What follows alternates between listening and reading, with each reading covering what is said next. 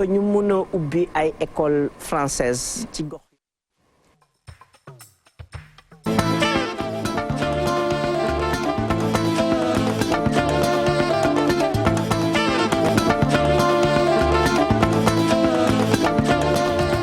bismillahi rahmaani rahim asalaamaaleykum mbokku téléspectateurs yi salaamaaleykum soppeek xarit yi noo ngi leen di nuyu bu baax a baax di leen dalal ak jàmm ci seen kanamu télévision Futur Média waxtu bi nag di heure wareef ñu leen di wax kenn dal ak jàmm nuyu nañu sunu PDG mboolem directeur ci biir kër gi ak itam képp ku yàlla dogal nga fi xëy nu ngi lay ñaanal jàmm ju yokku macha allah wéyal boobu nuyoo dem seeti nag ñi nga xam ne ñooy kilifa diine yi ak kilifa aada yi di leen nuyu di leen ziyaara ñaanal itam ñi nga xam ne ñooy sunu ay xalifa généraux yal nañ fi yàgg lool te mu ànd ak wér macha allah ñu ngi leen di gërëm di leen ziyaara bu baax a baax a baax ñeneen ñu ñuy nuyu mooy sunu mbokki chrétiens yi ndax xam ngeen ne ñoom itam ñu ngi ci weeru carême ñuy ñaan yàlla rek lépp loo xam ne rek ñaan nañ ko yal nañu ko yàlla bokkale nun ñëpp dugg tam ci biir hôpitaux yi di wax salaamaaleykum nuyu malade yi fa nekk ñaan leen ñu wér ba gaaw dellu seen i biir njaboot waaye itam moo am ba tey mbokk yi ñeneen ñu ñuy ñaanal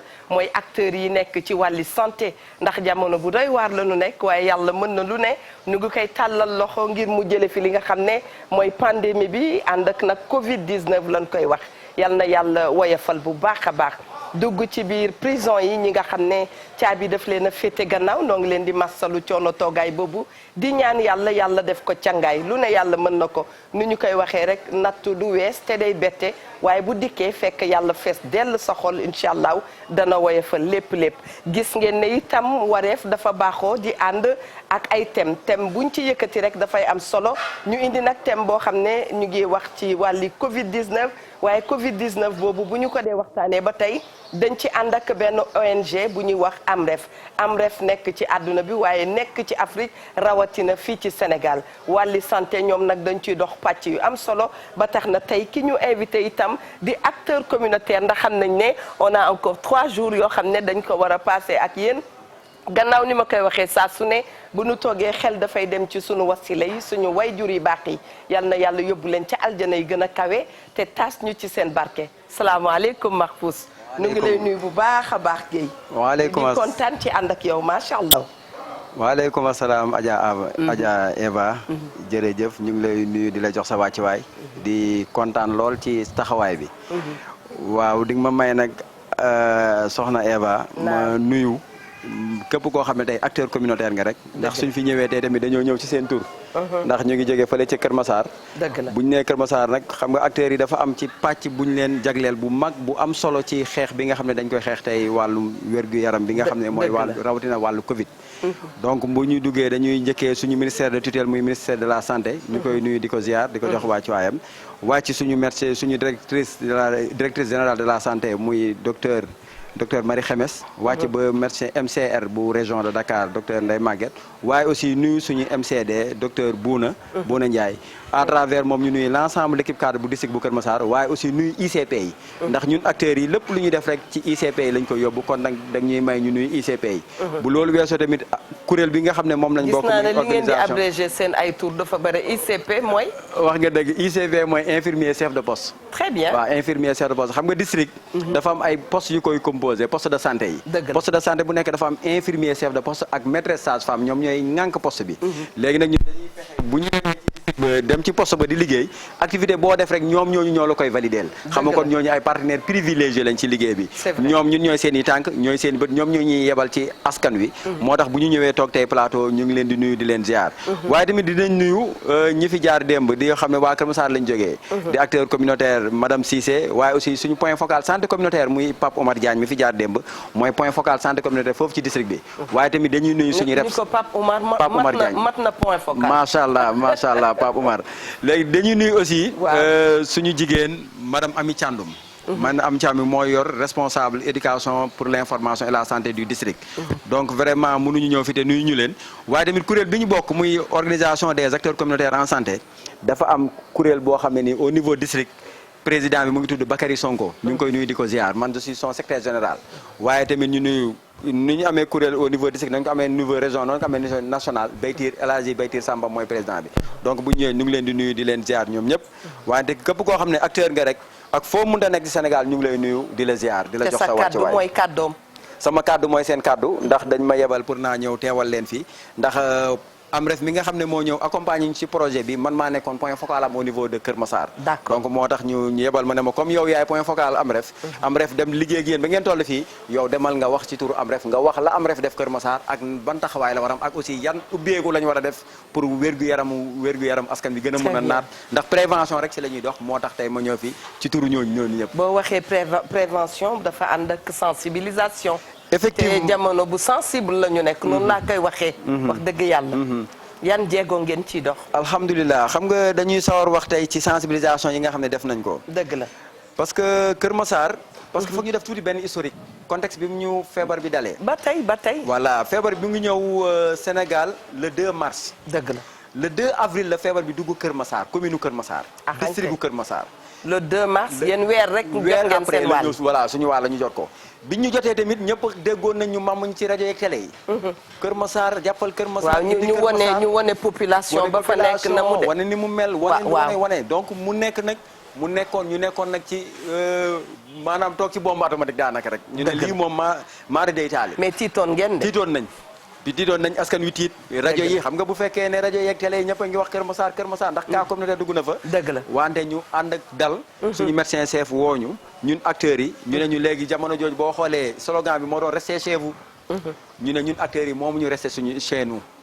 léegi si lañ njëkk jóg ne tey li ñuy njëkk def mooy dem ci quartier ya dem waxtaan ak médecin chef district. ne ko ñun acteurs yi dañoo bëgg ñëw def suñu wàll ci mbir mi. dëgg la donc ñun engagement communautaire avant sax deuxième vague Kër Massar def na ko. c'est vrai ci bi ñu déparé rek dañoo def poste à la une maanaam dañoo ñëw ci district bi képp kuy acteur bokk ci benn poste de santé parce que district bi 9 postes de santé ñoo ko coiffé ñoom la polarisé. 8 postes de santé ak centre de santé bi muy 9. très bien léegi dañuy def bés bu nekk ci weeru koor la woon sax daaw je me rappelle très bien ci weeru koor la woon boo xoolee mois d'avril. dañuy jóg tey ñëw ci poste de santé bu mel ne Alaaji Paate. bu ñu ñëwee képp kuy acteur communautaire nekk ci poste ba ak acteur communautaire Kër Massar yépp ànd. ñu ñëw ci poste boobu def opération coup de poing dugg ci kër yi. sensibiliser nit ñi toog leen seen kër moytu leen. aaru leen. def leen nii taf ay affiche parce que boo demee feebar il fallait nit ñi xam ko. il fallait ñu taf ay affiche wane ne nii lay wàllantee nii lañ koy moytoo foog ñuy raxasu foog ñuy respecter distance sociale noonu lañ ko doon defee di ko defee noonu ba yàlla dimbali ñu affaire bi baanaka demoon na ba nekkaat niveau 0 au niveau de Kër Massar. c'est vrai dund nañ ko fi ñun ñëpp donc loolu moom wax dëgg fa yàlla waaw loolu moom wax dëgg fa yàlla. loo acteurs yi defoon la taxawaay bu am solo boobu. très bien ci biir combat boobu ñu doon mëne nag si la ñu yàlla dimbali ñu AMREF ñëw kon AMREF daf leen dab. daf ñoo dab parce que ñun acteurs yi aussi ñun xaaruñu kenn ndax ñun comme ci système sanitaire bi lañ bokk tey à travers ministère de la santé et de l'action sociale dañu am benn division benn cellule santé communautaire. ñu ngi nuyu suñu responsable muy docteur Khady Seck moom moo yore cellule santé communautaire. ñu ngi koy nuyu Khady Seck suñu xarit la ñu ngi koy nuyu di ko ziar moom moo yore division boobu. mooy def cartographie acteurs yi ndax ak acteurs yi pour ma fàttali la dañuy leen di jot def ay badge dañ leen di cartographier ne acteurs yi ñoo nekk responsable ci poste bi ñooñu parce que namit ndaw ka ñuy yónni day yor daraja ka koy yónni. ka ñuy yónni day yor daraja ka koy yónni. ICP bu la yónni maanaam boo ma gisulee bu ma la yónnee ndaw nanga ma ko xoolee. voilà macha allah Eva loolooy wax ji nag. te noonu sax nag la ñu def ak suñu ICP yi. moo tax tamit ña ñuy tànn tamit dañ leen di xam. dëgg la waaw munoo jël koo xam ne ni dëkkul tey Ngor fii munoo ma jëlee ñoo ne ma kaay nekk acteur communautaire fii ci Ngor. wala fii ci Almadi du sotti dañuy jël waa Almadi. ka bokk ca gox ba nekk ca gox ba te lépp nag ñu koy defee ci bénévolat. d'accord lépp ci volontariat la ak bénévolat moo tax acteur bu nekk da nga am looy liggéey déjà am nga sa liggéey bopp. dëgg la bu ngoonee boo liggéey ba ngoon. añ ba suur naan ataaya doxantu ndànk kër soxna Eva gis nga fa ay manquement ci wàllu wér-gu-yaram pour lu jëm ci prévention nga sensibiliser ko. donc loolu mooy rôle acteur communautaire. d'accord si sensibilisation yooyu mooy tax ba nit ñi dem ba ñeme la ba mun la di wax ay yeneen yoo xam ne sax day génn santé tey. waaw parce que tey su ma la doon laaj. yéen a ngi dox ci santé waaye ndéem ñun ñi nga xam ne ñoo nekk ci télé yi ñooy pare dellu ci ay biir kër di àggali sunu liggéey. ñooy pare dem woo koo xam ne amaan na musul woon xalaat ne ñun daañu diggaaleeg moom ba koy woo. te li tax ñu koy woo problème la. yéen problème yi du yem rek ci wàllu santé. allahu akbar problème yi du yem rek ci wàllu santé. noonu nga ko waxee noonu parce que nit ñi climat de confiance bi ngay cultiver ak ñoom. c'est vrai climat de confiance bi ngay am ak ñoom. mooy tax day dem ba tey. c'est vrai mbir mi day romb santé. ndax prévention bi dafa war a yaatu. dëgg la prévention du wér-gu-yaram kese. dëgg la dañu war a prévenir conflit yi war a am. ci prévention la conflit bu war a am. nga waxtaan si ba conflit warul am. relation diggante jëkkër ak jabar bu naroon am problème nga waxtaan ci ba juboo am ci donc yooyu yëpp ci prévention lay dugg donc prévention day nekk pàcc bu yaatu. santé dafa yaatu. santé dafa yaatu. Demba Diagne mi ngi koy wax. voilà dafay am nee na couple bu yàqu sax dina affecté seen santé parce que am na ay dégâts collatéraux yu fa nekk. dégâts collatéraux loolu mooy baat bi. loolu la parce que nit sax dina ñàkk feebar sax. stress jàpp ko sax mu jàpp ne corona la ba ragal sax dem hôpital. maanaam yooyu yëpp ci climat bi am ci biir kër yi moo tax ñun acteurs yi. loolu mooy suñu rôle. di ci dox di ci wax am ref nag pour ñëwaat bi mu ñu fekkee ci mbir mi. ne daf ñuy gunge mais dafa indi lu bees. parce que jamono jooju dañ doon tere ndaje yi. c'est vrai rassemblement dañ ko doon tere. te il fallait tey nit ñi ngay yónni ci yebal leen ci gox pour ñu gën a waxtaan ak nit ñi. dëgg il faut nga outiller leen. moo taxoon daf ñu doon def ay formation en ligne. loolu am ref tey njëkk réussir maanaam tey la digitalisation am ref moo ñu ko indil. ñu def ay formation jël ay acteurs ku nekk nga war a yor smartphone. ñu jël ak yow nga yor sa Android ñu defal formation en ligne. très bien lépp luy cours ñu jox la ko. lépp loo xam ne nii tey groupe WhatsApp parce que tey kër goo dugg groupe téléphone. mais yéen dafa mel ni seen groupe WhatsApp bokkul ak allo neex nga ma allo nangam. macha allah bokkul ak loolu wallaay bokkul ak loolu suñu groupe WhatsApp dëgg Aya Eva. waaw suñu groupe WhatsApp. waaw jëriñ doo nga fay génn. madame Diallo mi ngi Facebook nee na kontaan na daal. ci teewaay bi fii nga war a waxanteeg ñun ci lu jëm ci Amref ak acteurs communautaires yi. jërëjëf nee ko ñoo ko gën a kontaan. d'accord donc groupe WhatsApp bi du nekk rek ci groupe WhatsApp comme yi xew allo bay taal ay cin yu ay xamloo ci nag yooyu. mais ak doom yi daanu ca suuf. formation la du am doom bu daanu bii moom. une formation accélérée une formation de niveau boo xam ne boo ko waroon def. fekk ne lii amul woon. d'accord lu cher la lay coûter. donc dañuy ñëw groupe bi def ci suñuy formation def ci waxtaan. expliquer nit ñi lan mooy feebar bi ba kenn ku nekk tey audio yeeg yooyu yëpp dañ ko jël moo tax waa Amref vraiment dañuy profiter nuyu monsieur Diouf Mamadou Diouf parce que moom moo ñoo defal formation yi en ligne. d'accord vraiment il a été très clair li muy def limpide na set na te leer na. clair et précis tamit suñu jigéen tamit umu kaltu bi mu ñëwee tamit gën koo dooleel. vraiment dañuy wax rek gàcce nga la am Amref. beneen bi mooy. waaw boo xoolee am na jamono rapport boo koy def ci ay feuilles nga koy def jokkalante. dëgg la te benn instant bi feebar bi amee dëgg nit ñi xalaatoon ne jokkalante bi sax mën a nekk vecteur comme dañuy wax raxasu leen bay set pour rey doomu jàngoro bi ci sa loxo donc boo yoree tey ay kayit di yóbbu xëy na tey mën nañ jokkalante jàngoro bi moo taxoon Amref jox ñu benn application boo xam ne dala koy télécharger sa portable lépp loo liggéey nga dugal ko ci application bi directement mu dem très bien donc loolu tamit Amref dañu ko indil mu nekk un plus par rapport ak tey digitalisation bi nga xam ne ñu ngi koy wax ci wàllum technologie ndax technologie Adja Eva naam dafa toll foo xam ne ni tey li tax Amref rôle am ci solo mooy boo xoolee fake news yu bëri ci réseau yi nga koy déggee waaw taxaw ci lu am problème la parce que di nga topp information topp information ba mujj bi nga saturé te ya ngay jot yëpp la cay bëri nekk fake news dafay bëri très bien moo tax tey li Amref njëkk a xeex mooy fake news bi donc tey à travers les réseaux ni mu la joxee une bonne information à travers les réseaux sociaux d'accord da ngay am cette bonne information là war ko mën a partager su ma la waxee ne bi ñu ñëwee fi ñu njëkk a commencé mooy dañoo jël li nga xam ne mooy feebar bi ñu indi ko ci suñuy langue nationale langue officielle Sénégal ñëpp xam nañ ne français la mais dañoo jël laver les mains rester chez vous ñu def ko joodee gàlle moon coodee juude moon ñu làkk ko ci pël làkk ko ci doon li ma loolu Fat Bintou Diop war na ko joodee coodee juude moon mooy raxas leen seen loxo ba mu set ci très bien waaw donc bi mu ñëwee Amref noonu la def dafa réussir loo xam ne nii gars yi dañ ko bàyyi woon c'est vrai jël li nga xam ne ni tey moom ci langue nationale am na fi tey booy wax ak sama mbokk mi nekk Fouta waaw xëy na boo ko waxee ay resté chez vous du ko mën a comprendre kon su ma ñëwee tey Amref def ko ay vidéo c'est vrai ne nañu pour ñu dindi dandante bi nii la war a demee c'est vrai ñu mais def ko en langue nationale c'est vrai def ko en balan def ko en joola def ko en séeréer def ko en pulaar donc loolu Amref bi mu ñëwee ñun dañu ñëw dañu defal ko sama jaam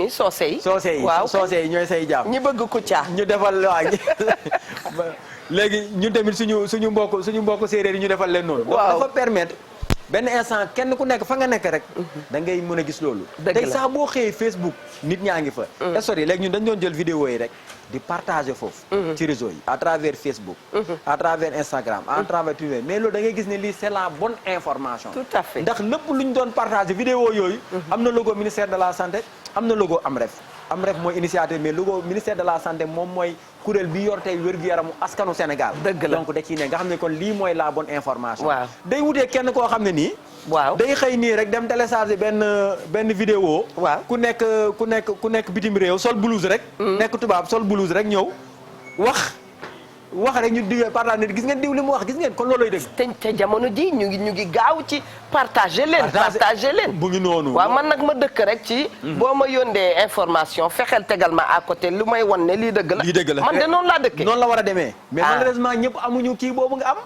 boobu culture am na ñoo xam ne moom information ba nga leen di jox dinañ ko topp ba yow mi bi joxe information moo tax nga découragé ni kii lu ma ko doon joxe information ndax di nga ko pousse ba mu sës ci te dëgg la yow yaa ngi mel ni ku xam Awa Diop nag te dëgg la de noonu lay demee da nga ma naan partagé man la du ma partagé parce que wóorul waaw très bien c'est vrai am na ñoo xam ne bu ñëpp meloon noonu yu fake news yi sax dina am lu si wàññeeku donc moo tax pour wax la ne tey digitalisation bi tey les technologies là dafa war a permettre tey vraiment ñu mën a xeex tey lépp luy fake news moo tax loolu tamit avantage la bu baax a baax boo xam ne AMREF indil nañu ko très bien vas-y ñu ngi lay déglu waaw donc loolu laa doon dolli rek ci affaire kii bi fake news yi nga xam ne li nga xam ne rey na ko beneen bi aussi tamit mooy toujours ñëwaat rek ci AMREF cadre bi ñu nekkoon parce que bi ñëwee ba tey teg loolu te kuréel yooyu daf ñu ne aussi daf ñu outillé tamit parce que dafa am yoo xam ne dañ ko bàyyi woon mooy visite au lieu de travail parce que bu fekkee ne yow tey sa kër xëy nga liggéey jànq bi nga fa bàyyi te pour un changement de comportement pour engagement communautaire xëy na jànq bi am na loo xam ne nii mënulu ko njaboot bi borom kër gi waajur yi ñoom ñoo mun a dara ci seen i njaboot léegi bu fekkee ne borom kër gi xëy na liggéey ñu fekk bërëbu liggéey kaayam sensibiliser ak moom foofu pour changement de mu mun a dellu ci njabootam mun leen wax nañu mën a gën a taxawaay bi rafet loolu dafa amoon solo te AMREF daf ñu accompagner ci loolu très bien daf ñu ñëw jox ñu ay masque jox ñu ay gel jox ñu kii ñuy def ay visites inopinées dans les marchés Mangok fi nga teg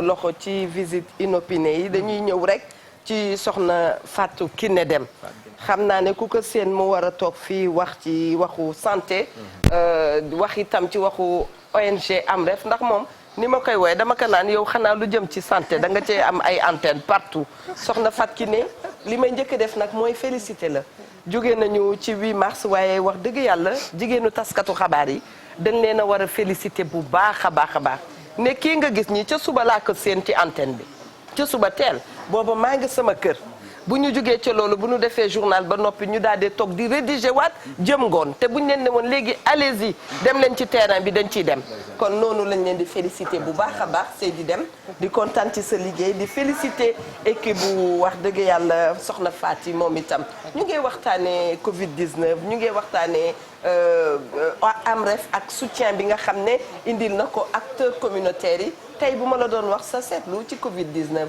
fan lañ ci toll. ma di la ma bala nga nuyoo ba noppi. ma nga ko dinaa la tontu ci laaj boobu di nga mujjee laaj. waaw waaye dama lay dellu yow it di nuyu di la dellu di njukkal également. ndax xam nga liggéey bi moom du benn nit du ñaari nit.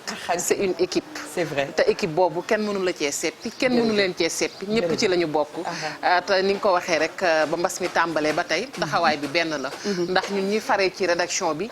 ni ñu ciy waxtaanee.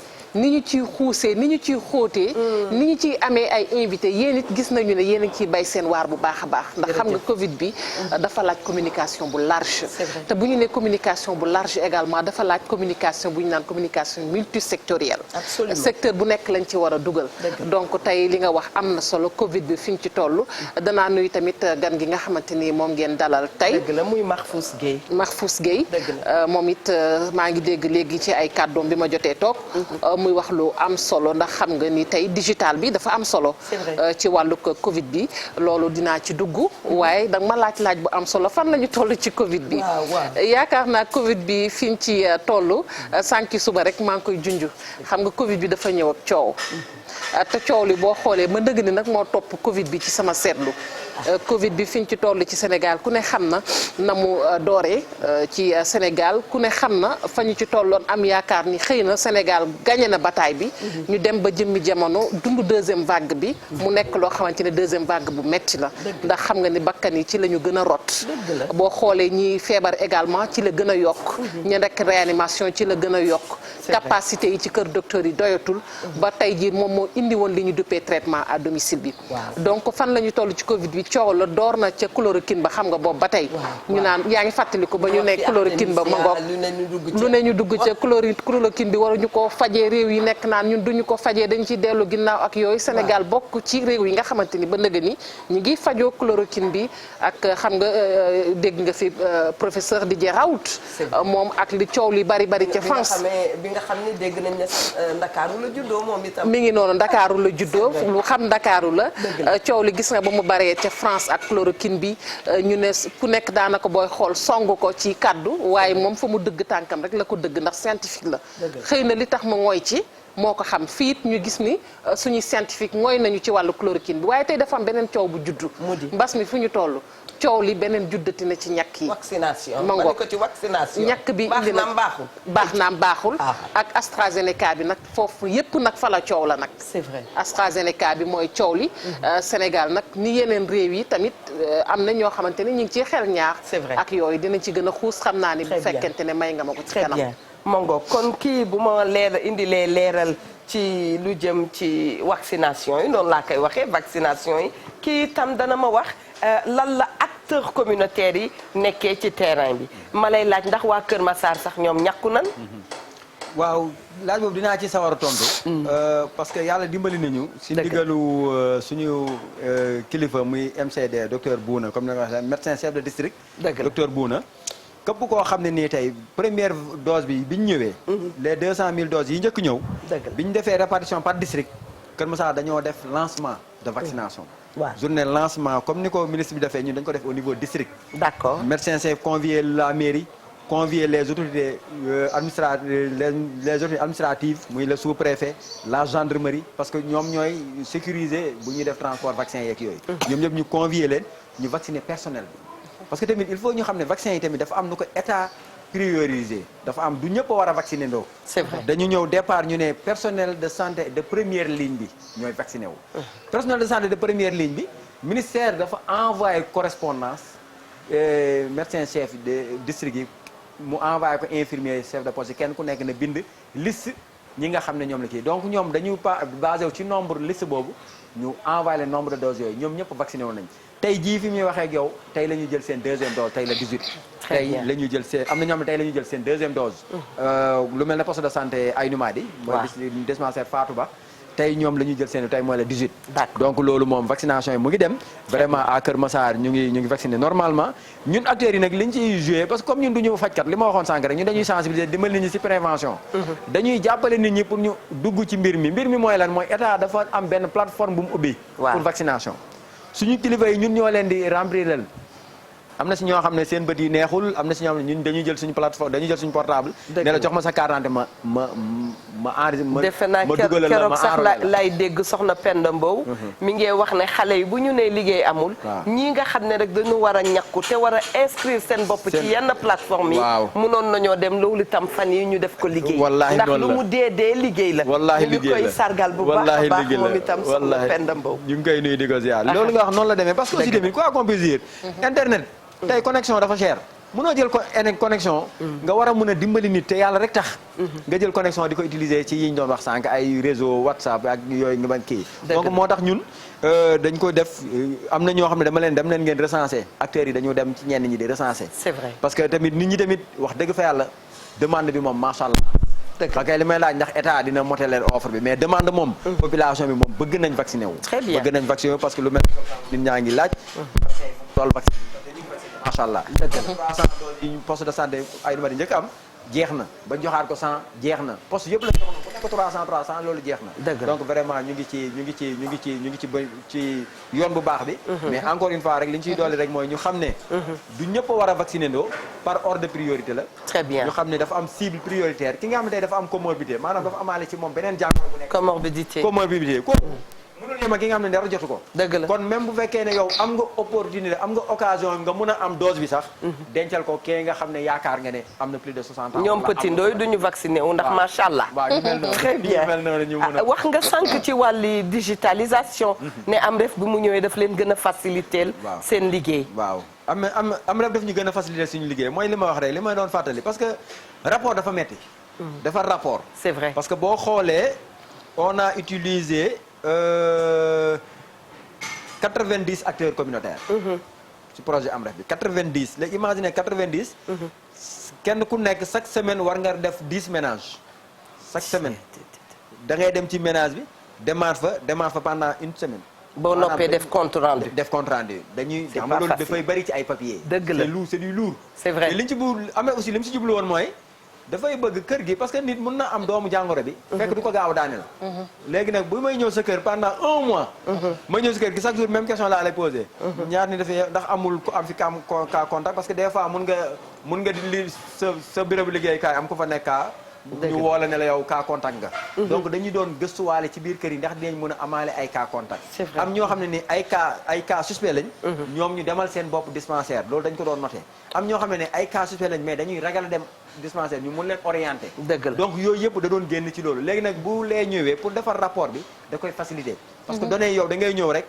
synthèse ngay def rek nga dugal données rapport directement donc du jaar toujours nga yenu ay parce que loolu boo xoolee document yu bari la mii nga koy ŋàbbee te du doy donc loolu moom vraiment rapport yooyu sans compter maintenant li ma la wax sànq ci formation yi ndax formation c'est continu c'est toujours en ligne tey am na benn application bu mu ñu jox jibu c'est comme une université mais du kenn ku nekk moo fa mën a dugg nag dafa am ñi nga xam ne ñoo ne ci projet ñooy mën a dugg ñu jox la mot de passe nga mën a dugg normal mais da ngay def ay cours la nutrition tey SRA tey si santé de la reproduction ci planification familiale da ngay nekk à jour ci yu bari parce que acteur tamit war na di nekk à jour allaitement itam waaw ñooñu ëpp xam-xam ci liñ leen di wax très bien mooy e-learning bi waaw soxna Fatou waaw jërëjëf Mahfouz yaa ngi woon ci e-learning bi ma ngoog e-learning bi muy wax nii dafa am solo bu baax a baax ci wàllug dama koy dooleel ci wàllug communication bi formation à distance bi parce que xam nga tey lu bari daanaka dafa yomb ak internet bi xarala yi ndax tey jii la nga xamante ne daan nañ ko def toog ci benn salle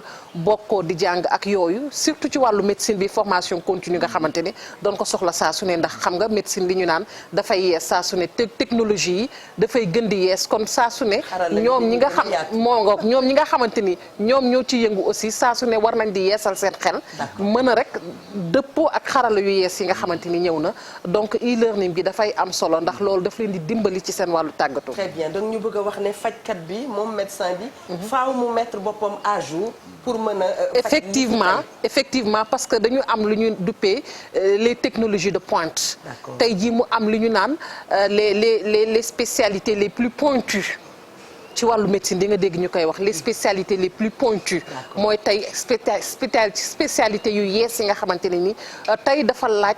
ay matuwaay yu am solo dafa laaj capacité dafa laaj tàggatu donc ñoom comme li nga wax rek dañu war a dëppoo ak jamono tolloo ak technologie yi bu fekkente ne bëgg nañu avancer ci wàllu médecine bi très bien loolu sunu xel dafay dem ci waa ambassade États-Unis ndax ñun itam ni ngeen ko waxee de manière virtuelle sillonné nañu les États-Unis def nañu les États-Unis dem Chicago dem Miami dem New York ci formation boo xam ne IVLP ay acteurs de la mode ñoo ci nekkoon ñoom Baye Paté tuuti ñu ngi leen di nuyu ñooñu tam ni ngeen ko waxee nii rek la ñu defee tuuru Amérique te àgguñu Amérique macha allah pour wax leen ne digitalisation lu am solo la jamono bii ñu toll.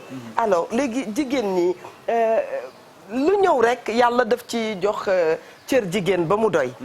yéen naka ngeen def ak ñi nga xam ne ñooy yaayu kër yi. parce que dafa mel ni sensibilisation Stylia ki ñu war a gën a sensibiliser c'est naturellement la maman. Effectivement dañuy profiter sax pour bu ñuy tontu ci seen laaj boobu noonu ñu c'est vrai ñu ndokkeel leen ñoom ñu ngi ci seen weer ba léegi di ndokkeel vraiment jigéen ñëpp di ko commencé ci yéen ñi boo ma bokkal plateau waaye tamit di ci teg sama yaay ak sama soxna ak ñi nekk kër ga yëpp jigéen ñëpp daal ñu ngi leen di ndokkeel ci weer bii donc effectivement ni nga ko waxee noonu la ñun aussi beral nañ leen wax dëgg fa yàlla jigéenu Kër Massar district sanitaire Kër Massar en tout cas beral nañ leen parce que lépp activité bu ñuy def sax dëgg la ñoom ñoo ci ëpp waar ñoom moo ci ëpp part parce que ñun sax yàlla daf ñoo dimbali xam nga tey Adja Eva am na loo xam ne dafa xew ci jamono te foog ñu wax ko nan ko wax bénévolat bi tax na xale yi moom jeunes yi moom daanaka neewuñu si xale yi ndaw yi moo tax ñun suñu association suñu organisation santé communautaire jigéen ñi ci ëpp parce que ñoom ñoo comprendre les enjeux tey maa ngi preuve de nuyu de sama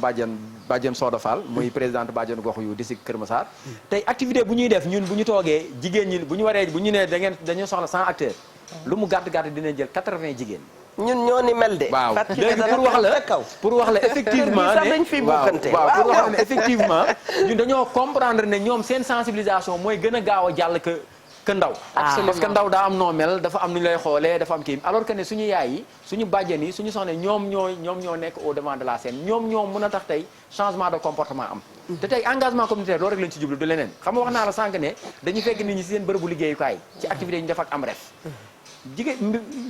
bërëbu liggéeykaay yooyu tey boo demee fu mel ne Kër Massar farki ne moom xam na ndax bi affaire yi dooree ñëw na fa ba defa reportage moom def na tuuru Dakar tuuru Sénégal la ne rond point ba ni mu mel ak marché ba la fa nekk ci ay jigéen kenn mu la wax nu mu toll c'est vrai ñun dañ doon dem di leen sensibiliser di leen fàttali ne yéen fii ngeen di liggéeyee fii mooy mais gis nga li tax nga liggéey si da ngaa wër wala sa njaboot wër ndax sa njaboot tey bu kenn tëddee rek dootoo xëy donc ñoom ñoo gën a mun a porter tey le combat bi que sama mbokk góor yi loolu moom dañ leen koy nangu te dañ leen koy jox entièrement moo tax ñun dañu dem fekk leen ci marché yi biñu demee marché dañuy yóbbaale ay masques wax naa la sànq ne am ref gunge nañu dëgg la may nañu ay masques ñun protection individuelle mais aussi ñun dañu ne mbir mi dafa nekk ay mesures préventives individuelles et collectives c'est vrai boo amee da ngay séddee foofu tamit am na loo xam ne nii xewoon na Kër Massar muy un Massarois un masque kenn ku nekk gis nga mbir mi soogee door tailleur yi kenn ku nekk génnee nga ay masques maye yooyu yëpp buñ demee dañuy dem ci marché def buntu ne kuy dugg da nga takk masque fàttali nit ñi parce que nit ñi tamit du nee naa acteur communautaire du gendarme du policier du dara moom lan la ci communauté bi la dëkk moom moo war a ànd ak communauté bi xeexandoo communauté xam réalité yi nan la ñuy def tey ba suñu communauté feebar du moo tax ñu demoon na ba kee def slogan ne nañ def mbir loo xam ne dañ naan xalaa ma niir baajo xalaa corona du jaare ci man te loolu dañ ne woon Kër Massar tey am na nu ñu koy taxawee am na nu ñu koy defee mbir mi dafay nekk donc loolu moom vraiment noonu lañ ko jàppee woon dem ci jigéen ñi di waxtaan ak ñoom di leen fàttali di leen sensibiliser da ngay toog des fois da ngay naan sa ataaya reer ba pare dox ndànk daagu dem seeti benn Adja Dior ñëw waxtaan ak moom. très bien ne ko Adja Dior beneen laaj. ne ko Adja Dior. waaw Adja Dior gis nga sa foos bii di kuule. waaw ay yoo mun nañ fi di judd. waaw te yooyu buñ juddee. waaw mun nañ màcc xal donc yu mel noonu maa da nga koy wax day moom day xam ne ah kii li muy wax effectivement. waaw donc noonu la ñuy defee sensibilisation yi nekkul rek. très bien en temps plein nga nekk rek xëy ba jant soow ne man acteur communautaire laa damay xëy di dugg. waaw di dugg ñun ñi dëkkee boor bi boo ñu waxee Kër Massar nga reer ba noppi dem di sensibiliser daan nañu dégg ne Kër Massar itam dafa am tuuti insécurité. naka ngeen di def ak loolu est-ce que yéen a ngi moytu wala la fa woon jóge na fa. waaw insécurité moom tey daanaka mu ngi fépp sax. mën nañu wax ne effectivement y a toujours l'insécurité mais foofu tamit dañuy profiter ci plateau bi rek di gërëm suñu chef de brigade commandant Thiaw. parce que bi mu ñëwee ba léegi macha allah. yaakaar naa ñiy seetaan média yëpp gis nañ ne. waaw am na lu wàññeeku. d'accord am na ay ñu mu démantelé ñu wax ko ñii ci ay phobie ñii ci ay agresseurs yu ñu doon jàpp vraiment ña fa newoon doon cimetière yëpp alhamdulilah am na ñu bëri ñoom ne moom teg na leen loxo. mais tamit même loolu dafa bokk ci wàllu acteur communautaire tey. parce que l'insécurité c'est qui c'est nos enfants c'est nos frères. dëgg la c'est nos petites sœurs. donc il faut que ñun ñu continuer di wax les mots de la communauté les mots de la société ñun ñoo dëkk ak nit ñooñu ñun ñoo leen war a mun a conscientiser sensibiliser leen. la gendarmerie lan la war a def répression te war ñu fa sax egg ñun war nañ mun a man xam naa ne sama rakk bii juul ma koy woo di koy yedd di woo sama papa di yedd xale bi sama yaay di koy yedd ñu koy yedd bu yàggee mu changé mais bu ñu eggee ci bàyyi société bi muy gangréné moo tax ñun moom laa la wax sànq ne rôle acteur bi day romb sax santé ndax dafa am ay dégâts collatéraux. xëy na ñàkk wér-gu-yaram sax mën na tax nit dem agressé ji wala yooyu. donc pour wax mais aussi si yóbbu également soxna Fatou Kiné lu mu ne l'insécurité c'est nous c'est nos frères c'est nos sœurs ak c'est nos enfants bu fekkoon ne waajur bu nekk dafa téye doomam parce que Fatou Kiné dafay téye doomam ci wetam keneen téye doom bu ko ñëpp defoon def na am naa yaakaar ne xale yi duñu génn ci mbedd mi aussi effectivement très bien mais li ñuy wax également ci insécurité bi ma interpellé ko fi foofu tuuti rek à propos de Kër Massar. D'accord. xam nga Kër Massar ku ne xam na ni tey bu ñu jëlee banlieue bu Ndakaaru Kër Massar la fay nekk ci habitant tey jàpp naa ni xëy na ñu bari njortu nit ñi sax ni am na fa te gendarmerie bi nga wax noonu mi dëgg la mi ngi def liggéeyam bu am solo mais aussi man njortu naa ni effectif bi dafa xaw a manqué ci wàllu gendarmerie bu Kër Massar parce que dañ koy faral di joytu parce que gendarmerie par rapport ak population bi tey bii explosion démographique bi ñu gis noonu ci tolluwaayu askan wi donc pour man wàllu kaaraange gi bu ñu gënoon yokku limug gendarme yi foofu gën a dooleel effectivement gendarme bi wàllu kaaraange gi dina gën a ñoŋ ca Kër Massar parce que tey boo jëlee rond point bi nga doon wax sànq wax nga dëgg def naa fa reportage rond point boobu boo xoolee soxna Eva lu toll ci juróomi téeméeri doomu aadama ñoo fay xëy di liggéey bis bu set. parce que gis nañu bi Covid bi commencé. ngeen def ci focus. mais bi ñu ko gisee dañu waxoon ne Kër Massar allait exploser. te ñu bari dëkkuñu fa juróomi téeméer yi fay ñëw di liggéey si bis bu set. waaw juróomi téeméer yooyu dëkkuñu fa mooy ñiy ñëw di daan seen doole. ñu ci bari dëkkuñu fa dañuy xëy di daan seen doole di dem. mais environnement bi war nañ ko gën a mën a sécuriser. c'est vrai.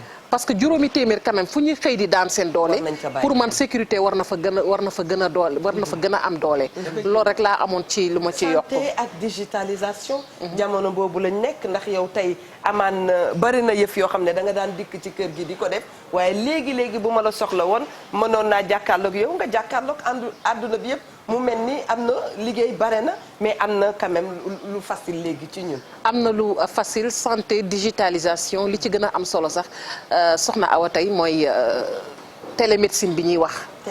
télémédecine bi ñuy wax. santé dafa am solo. digital bi dafa am solo. parce que tey xam nga tey jii suñu borom xam-xam yi nekk fii. war nañu mën a weccoo xalaat ak borom xam-xam yi nga xamante ne ñoo nekk ca bitim réew. te du jar ñuy jël roppalaan di dem. jël hôtel toog ca. mi ngi noonu. parce que ni ma ko waxee tey xëy na am na ci yenn xeetu opération yoo xamante ni. xëy na tey jii. mënoon nañ ko bañ a dem di defi ji ca bitim réew war nañu comme ni ma ko waxee tey bu fekkente ne xel yi dafa sutante ci wàllu xam-xam bi ndax xam nga ni ku la ëpp moyen moo lay gën a mën a def liggéeyam facilement tey bitim réew bu dee dañ ñoo ëpp moyen tey ba mën a jote ci technologie yu yees yi tey bu yàlla dogalee ëllëg ñun aussi Sénégal ndax commencé nañ koo jot ndax bu ñu xeeb aussi suñu médecine ndax ñi ngi am tey jëli ay xeetu appareil yoo xamante ne bu njëkkoon amuñu ko mooy appareil de dernière génération tey war nañu à travers la télémédecine ñoom ña nekk féete ca de l'autre côté du monde ak suñu borom xam-xam yi nekk fii ñuy weccoo xalaat ci yenn yi ba nga xamante ni ñee xëy na dootuñu raw dinañ nekk en phase ak ñoom ba nga xamante ni yenn yu ci mel ni yenn opération yi nga xamante ne ni moo gënoon metti ñu daan ko def fële moo gënoon compliqué opération yooyu ñu mën di ko def fii à travers weccoo xalaat bi nga xamante ni ñu ngi koy weccoo xalaat ci jumtukaay yi ñu jàpp ni xëy na manipulation bi dana mën a des na parce que ni ma koy waxee rek mooy manipulation bi léeg-léeg xëy na du ñu egg ci yenn yi donte jot nañu yenn kii yi parce que da ngay gis léeg-léeg dañ fi installé appareil boo xamante ni dafay am ñuy ñëw équipe buy ñëw gunge équipe bu ñu fi fekk. waaw parce que appareil boobu tam bu dikkee. waaw te formé wu ñu ña nga xam ne ñoo ci war a liggéey. day mel ni appareil bi amul solo. moo tax boo seetloo dañuy ñëw ak diir goo xamante ne dañ ko fiy def. ak suñu techniciens yi. formé leen ci pour ñu xam ne ñuy manipuler appareil bi. ba pare delluwaat jébbal leen appareil bi mais ci kaw aussi bu ñu leen ko jébbalee ñu xam ni gannaaw appareil aussi maintenance daf ci topp.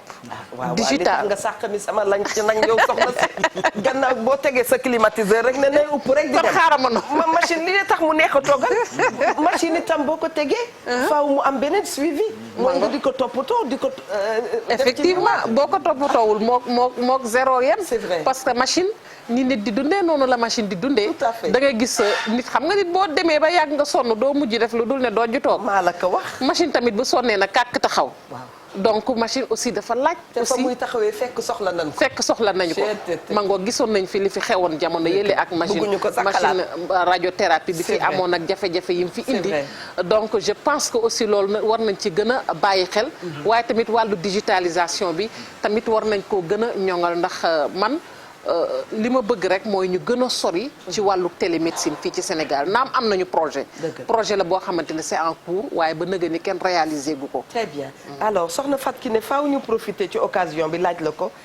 dañuy wax boobu ba tey ñun dañu juddu fekk ñuy wax ne Afrique rawatina Sénégal système mu santé bi doxul des na toujours loolu ngay dégg. système santé bi doxul man mi nga xamante ni léeg-léeg dinaay dugg ci biir di ci xuus dama naan système de santé bi kay mi ngi dox. kon ñoom mais xam nga lan mooy jafe-jafe bi. luy jafe-jafe bi. mooy jumtukaay yi la ñu war a matale.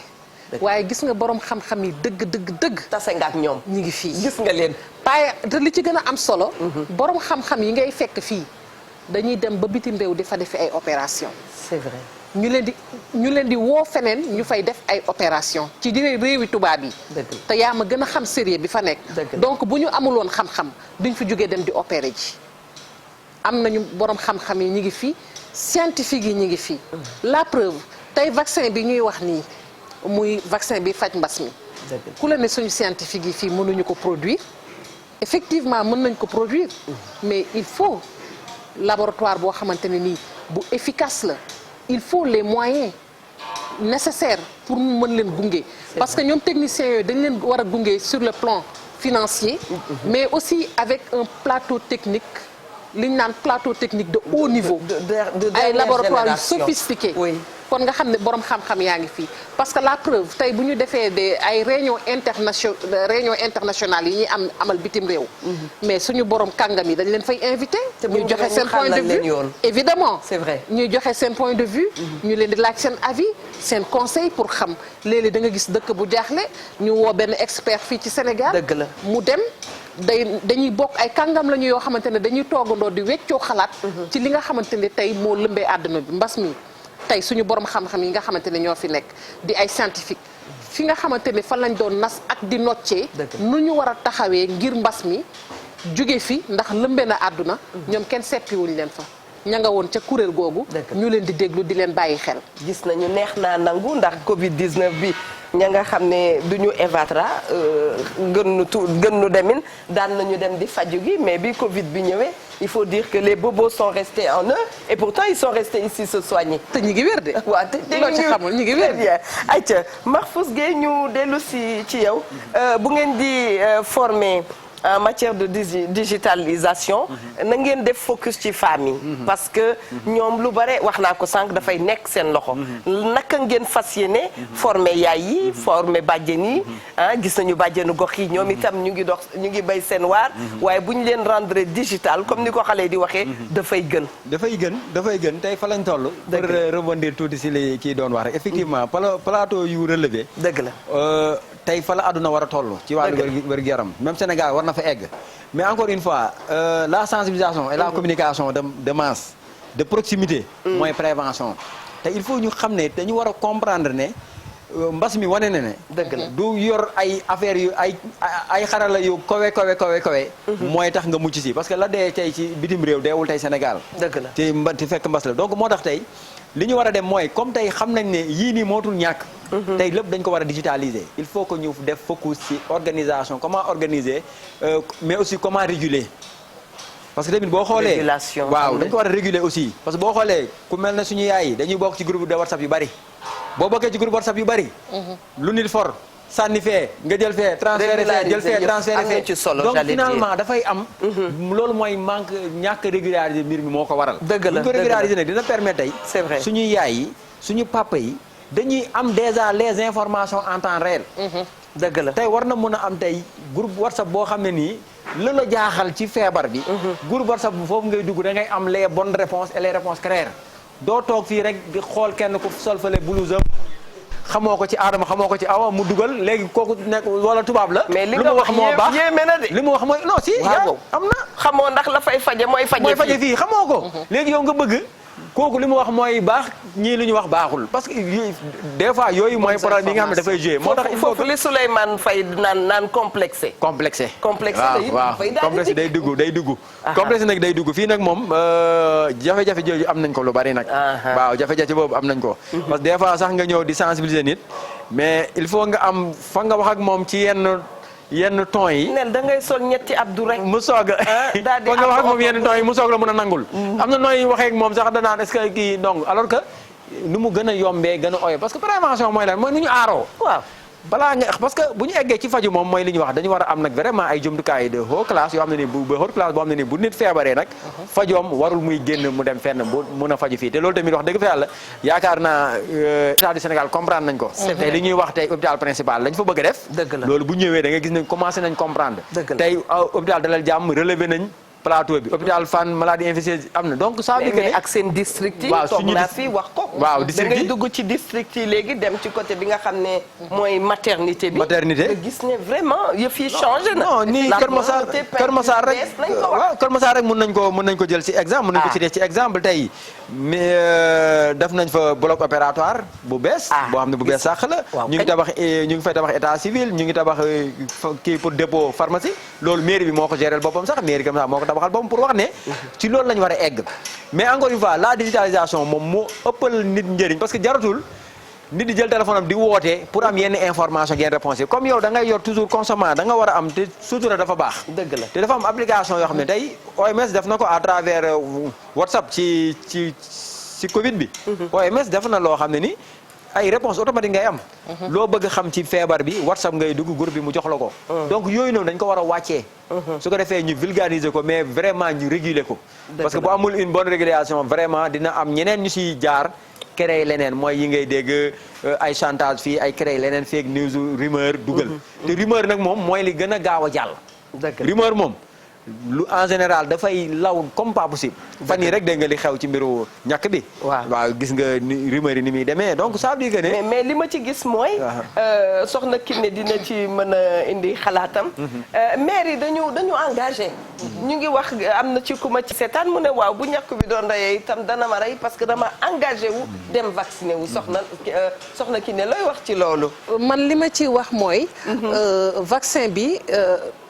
jàpp naa ni man ci sama xalaat bu gàtt que li ñu ciy njort ne mën nañ ko ci bañ a gis inchallah parce que tamit pour man waruñoo mën a jóg di defar ay ñàkk yoo xam ne dañ ci jublu dëgg la mu lor askan wi te bu fekkoonte ne luy lor askan wi la ñoom ñi nga xamante ne ñoo nekk au devant de la scène boobu ba tey du ñu ñëw njëkk a jël exemple ñàkk seen bopp parce que ñi ngi xool ak cérémonie d'ouverture bi yaa ngi koy fàttaliku bu ministre de la santé toogee ñu ñàkk ko moom ak ñi nga xamante ni ñoom lañ daan gis les professeurs Seydi professeur docteur Abdoulaye Bousso ñoom ñi nga xamante ni vraiment ba xeex bi tàmbalee ba tey mi ngi noonu professeur Daouda Ndiaye ñoom ñëpp docteur Marie Khemesse waajuram bu baax di génn àdduna waaw ma ngoog muy waajuram bu jigéen ñu koy dellu di jaale bu baax a baax moom professeur Daouda Ndiaye ni nga ko waxee ak mboolem koo xamante ni acteur nga ci xeex bi keroog toog nga ñu ñàkk la donc pour man bu doon luy lore la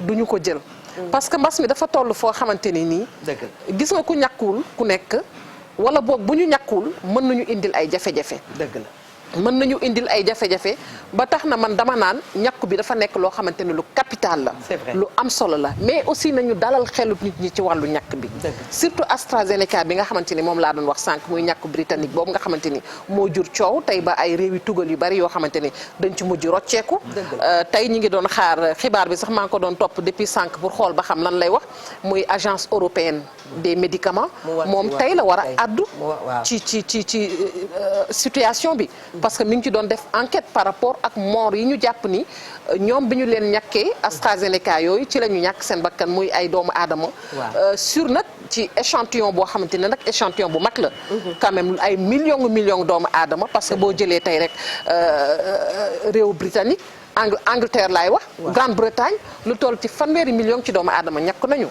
lu toll ci 1,000 million daanaka ñàkk nañu boo demee Inde aussi la fa ñàkku jéggi na dayoo.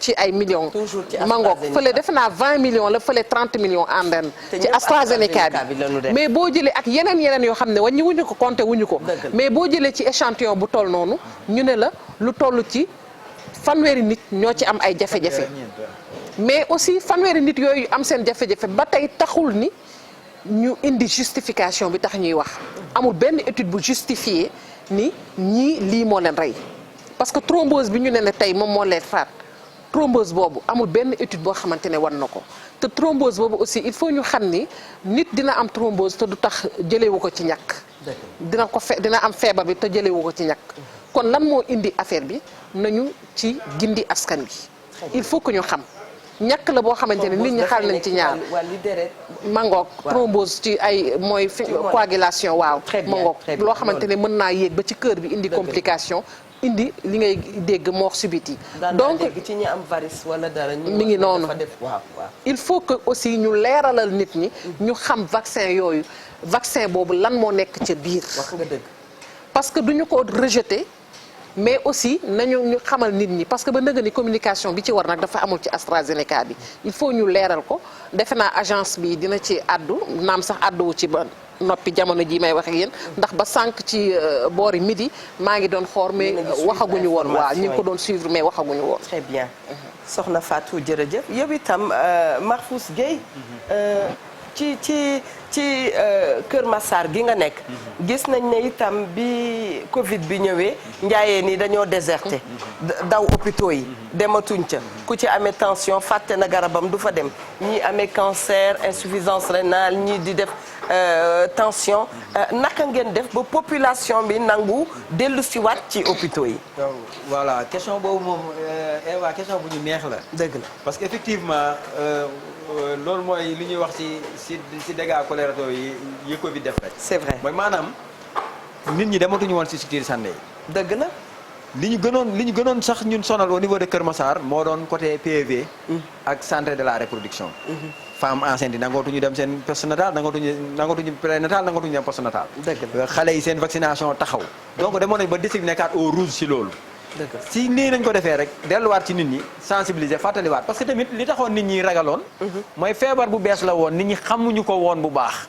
mais demoon nañ ba benn instant da ngay ñëw toog di ko changé ne ko man mii di wax ak dama corona woon ba pare. c'est vrai corona ba wër naa. maa ngi nii toog kon li ngay dégg li ngay yaakaar loolu amul te loolu yëpp mooy li ma la sànq rek ci digitalisation bi lay dugg rek. mooy maanaam di nga gis ñu partagé ci groupe bi am na ku corona dox na ci mbedd daanu na dee. ay vidéo montage yu doy waar. même vaccin bi soxna si naan sànq cas yi ci am nañ ñu wax réellement ce qui se passe. effectivement ndax dañuy wax léegi dem nañ réellement ba bu nit nelawee sax naturellement. ñu ne Covid moo ko dal fekk ne alors que c'est pas ça dafa wute. donc yooyu même dem nañ ba ci vaccination nga gis ay nit def montage. ay ku ñu vacciné sax sa bopp fas ngay am wala yu mel donc yooyu. yaa ngi koy gis di ko xeeb. non dañ koy gis di ko xeeb. ci nit nii ordinaire. mais fekk ne sama maam booy tey sama maam mi nga xam ne ni dund na plus de 70 ans. c'est vrai boo ñëwee naan ko waaw maam yow nangam mooy la waa. nag maa bëgg a day li ma toog fi li ma dese mënatul dara nga bëgg ma te ñu ne ñàkk yi ku ko ñàkku nangam wane na ko sama sët bi won na ma ko. donc parce que c'est dit dañuy ñëw di wan gis nga maam gis nga. boo ñàkkoo nii ngay mel. donc léegi yooyu.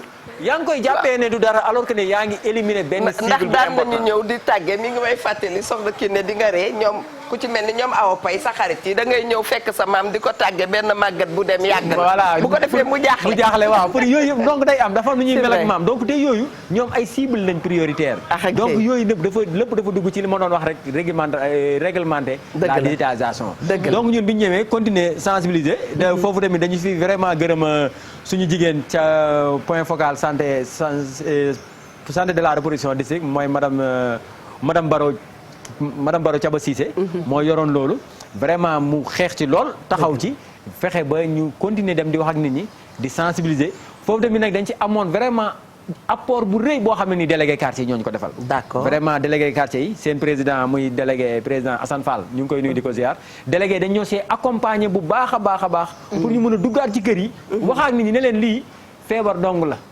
feebar bi ni ko nit ñi di waxee ci ni ñu koy waxee ci réseau yi. dëgg-dëgg melul noonu.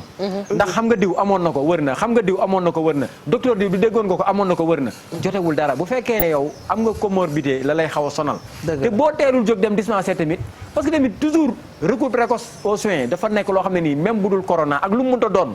nit ñi dañu ko war a def loo xam ne lu naturel la si ñoom recours précoce bu fekkee ak yëg nga loola metti rek jógal dem kër docteur. dëgg la parce que tey bu fekkee ne. yow la fa dem automédication. moo gën automédication. c'est vrai moo ko gën téeméer junni yoon. c'est vrai teel a dem moo gën a wóoru suñ docteur bu ne ndeysaan ko doon wax si ndaje yi. daan fagaru moo gën a wóor faju ndax faju wóorul nga wër. xam nga faju mun nga wër mun nga bañ a wër. dëgg la yàlla da ngay wëral yàlla mooy am mais fagaru da nga koy teel a def mooy tax nga mun a moytu donc loolu aussi mooy li nga xam ne ni bi ñu ñëwee. dañ si dugaat ci population bi fàttali leen. sensibiliser waale ni leen li ngeen di lor nii li ngeen yaakaar ne moo leen di lor ni ngeen ko ne toog da ngeen di lor leneen moo tax vraiment ñu demaat ba vraiment indicateur district bi vraiment jógaat nekkaat xaw a nekkaat mu génn au rouge bay dem vert actuellement donc vraiment ñu ngi siy sant bu baax kontaan na ñun itam ci dalal la dafa mel ni da nga miin kër gi ndax da nga dégg générique bi rek xam ne da nga war a tàggoo waaw mais balaa laataa loolu balaa ma dikk ci yow ma laaj soxna si toog soxna Fatou Bintou Deme lan ngay tënk rek ci waxtaan bi loo koy tëjee.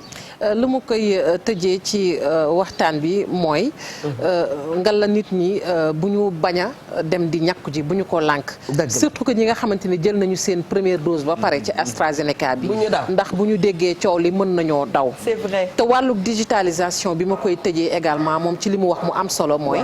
tey li ci gën a am solo mooy ki nga xamante ne dañ ko ñàkk AstraZeneca wala boog ñi nga xamante ne Sinopharm bi lañ jëloon tey digitalisation bi dina permettre ñu xam nit ki kat ñàkk bii lañ ko ñàkkoon boo deuxième dose bi buy ñëwaat ñu xam ni kii ñàkk ba mu jëloon moom la war a jëlaat parce que boo jëlee AstraZeneca sa deuxième dose AstraZeneca la war a doon tey jii lépp bu ñu ko digitaliser dina mën a tax ñu mieux identifier les personnes ba tax na personne bu ci nekk dinañ xam ni kii lii la jëloon buy ñëwaat du am problème dinañ xam ni lii lañ ko war a defaat nga xam loolu dafay gën a aider acteurs yi ci seen wàlluk liggéey ndax fiche boobu ñu joxe moom la ñuy jël dugal ko léegi moom la ñuy dugal donc digitalisation bi daal tey kenn mënu ko seppi ci wàllu médecine ndax daf ci am solo. macha allah très bien kontaan nañu ci dalal la fi lool. merci.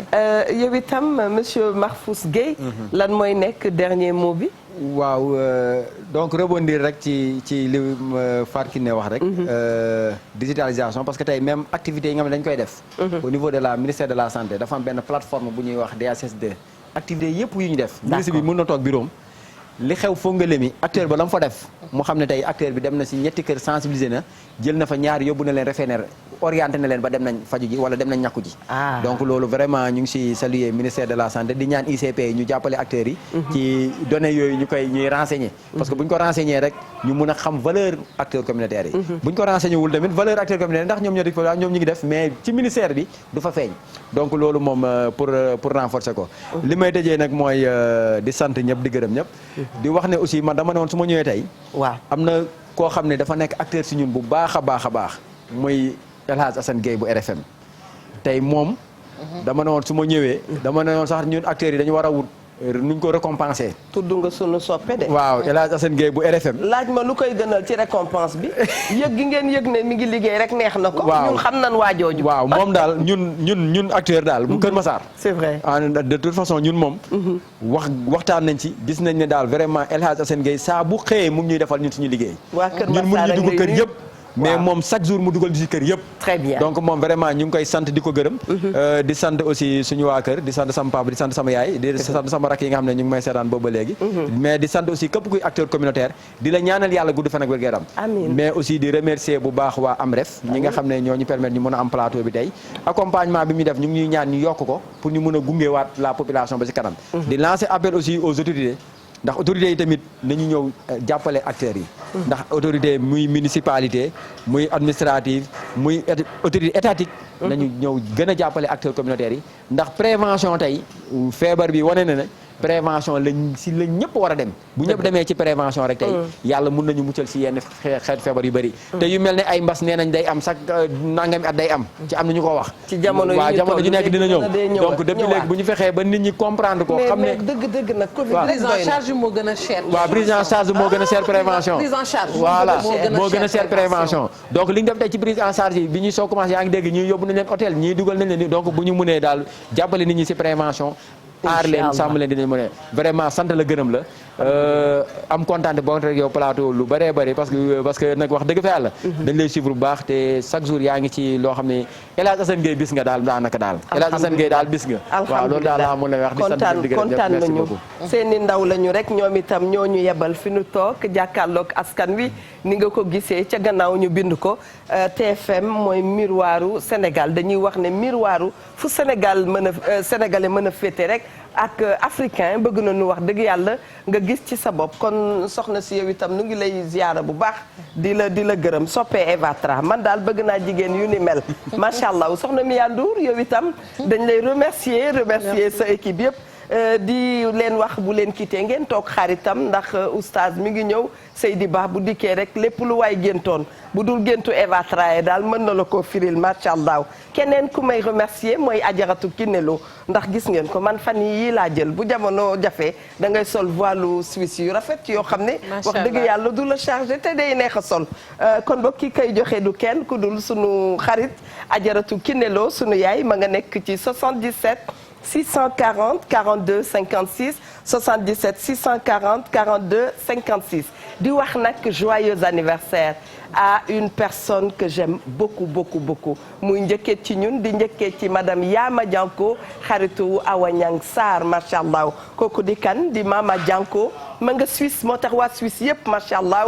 nu ngi leen di nuyu bu baax a baax di wax joyeux anniversaire à notre belle-sœur gudd fan ak wér rek lañu koy ñaanal ki ko ñaanal nag di doomu Adja Awa Ndiaye ca Medina sunu yaayu bopp jërëjëf ñu ngi koy nuyu soxna Fat Bintou yow itam dafa mun naa wax ki la solal ndax yéen itam da ngeen di xëy suba ba ngoon di sañse wala ma noppi. waaw bu la neexee bon juma couture mu ngi nekkee ca Wakaam waaw moom moo fël fii daal ci robe yi waaw. Juma félicitations pour la belle robe naka lañ koy waxee vieux rose la te couleur vieux rose dafa classique moment bu nekk ci moo xam hiver moo xam été moo xam printemps mën nga ko sol te dafay nekk couleur bu actuelle j'adore des couleurs comme ça ces couleurs là. wax dëgg yàlla neex nañ ma lool. Mia Ndour merci à toi yow itam bu ma simbee mbubb mi rek àgg ci yow jox la ko jërë ngeen jëf mbokku téléspectateurs yi jàmm ak xéwal ci Sénégal yëpp macha allah.